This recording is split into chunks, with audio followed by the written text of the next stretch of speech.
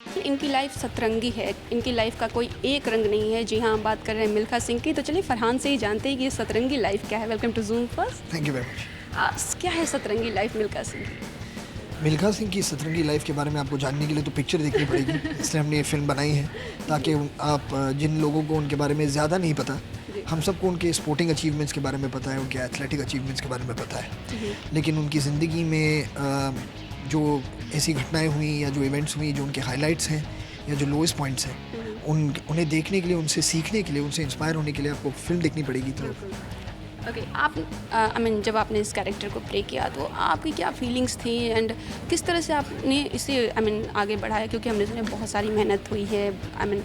अभी राकेश जी से बात हुई थी, उन्होंने बताया कि वो फरहान अख्तर नहीं थे बल्कि दूसरे मिल्खा थे। ये मतलब that's very sweet of him. किसी रोल में अगर आपको अच्छा परफॉर्म करना है तो जो कहते हैं, जैसे ये मैंने उन्हीं से प्रेरणा ली, मिल्खा जी से। उन्होंने कहा कि उनका जो एक फॉर्मूला था for his success to achieve things, वो ये था कि उनसे जितनी भी मेहनत हो सकती थी वो उससे ज़्यादा करते थे। तो जो एक लिमिटेशन होती है इमोशनली, फिज़िकली, मेंटली, जो एक लिमिट जहाँ तक आप जा सकते हो, अगर आप उस बाउंड्री को तोड़ के और भी आगे निकलने की कोशिश करें तो जो आपके रिज़ल्ट्स हैं वो आपके भी एक्सपेक्टेशन से ज़्यादा होंगे। तो बस मैंने उस फ़िलॉसफी को अपनाया। मैंने कहा कि अगर मैं इस कैरेक्टर को प्ले कर रहा हूँ तो उनकी फ़िलॉसफी मुझे अपनी फ़िलॉसफी बनानी पड़ेगी, और उसी स्टाइल में और उसी फ़िलॉसफी से मतलब इंस्पिरेशन लेकर मैंने जो कुछ भी किया है इस फ़िल्म में is based on that. So hopefully मुझे अच्छा लग रहा है कि जो डायरेक्टर हैं फ़िल्म के, जिन्होंने अब तक ये प्रोमोज़ देखे हैं, उन सबको बहुत पसंद आ रहे हैं। डायरेक्टर ने भी अच्छे कुछ लफ्ज़ कहे हैं आपको मेरे बारे में। So it feels very very good and hopefully I think people will enjoy the performance when they see it. Farhan, boundary से बाहर जाके, जैसे आपने बोला कि फ़िलॉसफी थी उनकी और मैंने भी अपनाया, क्या क्या किया आपने इस फिल्म के लिए? नहीं, वैसे तो बहुत कुछ है, मतलब इतने in a short duration it's will be very difficult to tell you everything that happened. नहीं, जो सबसे इम्पोर्टेंट पहली जो चीज़ थी वॉज टू अंडरस्टैंड जो उनका इमोशनल जो एक रेजोनेंस है उनकी लाइफ में, जो सारी जो इवेंट्स हैं, ख़ास तौर से जो स्क्रिप्ट में हैं, उनको ठीक से अंडरस्टैंड करना, ठीक से पहचानना कि उस वक्त पर जब ये घटना उनके साथ हुई थी या जब ये इवेंट हो रहा था तो what was he feeling and how best to portray that in the film. So that understanding was very crucial, क्योंकि इसमें आपकी इंटरप्रिटेशन हो सकती है, मगर क्योंकि ये एक ऐसे इंसान के बारे में है जिसे हम सब जानते हैं, जिसे पूरा एक नेशन इंस्पायर हुआ है, so you have to be true to that. तो वो एक चैलेंज था। उसके अलावा मतलब of course the physicality, the athleticism, ये सब तो this is all for you as an actor that is a very exciting thing to do in any case. मगर काफ़ी मेहनत करनी पड़ी, क्योंकि मैं नहीं चाहता था कि जब रेसेस शूट हो या जो भी फिजिकलिटी इस फिल्म में शूट हो तो ऐसा लगे कि मैं मतलब फास्ट भागने की एक्टिंग कर रहा हूँ। I don't want that to happen. मैं फास्ट भागूँ, so I try to get edge into the mental and physical and emotional zone that an athlete needs to be in.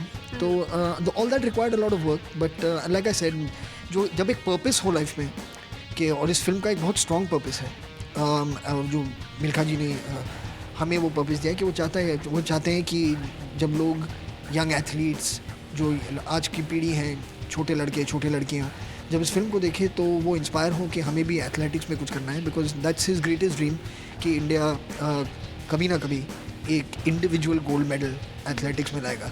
तो hopefully people can get inspired by watching what is happened, कि if an actor like me can come out and run as fast, then like these kids can run maybe twice as fast as I've run in the film. अगर आपके according आपका fitness मंत्रा क्या है और आप किस तरह से रेगुलर लाइफ में अपने आप को फिट रखते हैं? थोड़ा बहुत एक्सरसाइज कर लेना या कोई स्पोर्ट खेल लेना या जॉगिंग कर लेना, these things are very important, क्योंकि फिटनेस मतलब is not only about your physique.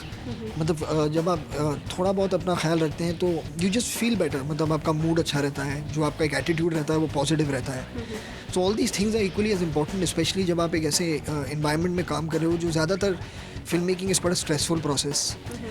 लोगों को शायद लगता होगा कि बहुत मज़ा आता है, मगर इट इज़ स्ट्रेसफुल। आप हमेशा you are working against the clock, so there's always a little element of stress that there is there, and many things not under your control। ख़ास तौर से ऐसी फिल्म में जब सब कुछ आउटडोर शूट हुआ है तो वेदर तो बिल्कुल आपके कंट्रोल में कभी होगा ही नहीं। तो ये सारी चीज़ें हैं, तो इन दैट मतलब positive attitude is very very crucial, and for that I think if you can maintain your self and just maintain a certain balance in your life which can come through keeping your self fit. जैसा कि हमने कहा कि सतरंगी life है, तो कितना percent इसमें रोमांस देखने को मिलेगा, और क्या ये भी सुनने में एक लिप लॉक सीन भी है? मतलब हाँ, रोमांस है इस फिल्म में. मिल्खा जी के लाइफ में बहुत रोमांस था, तो भी showcase that is well in this movie. और उसके अलावा मतलब डिटेल्स क्या है उसकी, मतलब आप जब आप फिल्म देखेंगी, things unfold in front of your eyes when you are watching it. किसी एक इंसिडेंट को ऐसे बाहर लेके देखना, ये इसके बारे में बात करें, I don't think that's very right. But जो भी है इस फिल्म में, it's very true to the film, it's very true to him, और we try to stay true to that. Thank you so much and all the best. Thank you ma'am.